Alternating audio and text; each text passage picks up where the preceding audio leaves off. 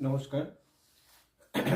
2025 অর্থাৎ মঙ্গলের বছর কেমন যাবে এবং 2025-এ কী কী ঘটনা ঘটতে পারে বা ঘটতে চলেছে এবং 12টি রাশি মেষ থেকে মীন পর্যন্ত, এই 12টি রাশি নিয়ে 2025 বর্ষটি কেমন যেতে পারে বা কেমন যাবে সেই নিয়ে একটি ভিডিও উপস্থাপনা করছি। ভিডিওটি টোটাল 12টি পার্টে হবে, অর্থাৎ মেষ থেকে মীন পর্যন্ত সকলের রাশি এবং লগ্ন যাদের রয়েছে তাদের প্রত্যেকের জন্য এই ভিডিওটি আপনাদের অনেকটাই পথ চলতে সাহায্য করবে 2025 সাল।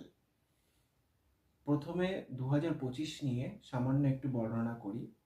2025 সালটি সম্ভবত আমরা শুরু করতে চলছি মঙ্গল বক্র গতিতে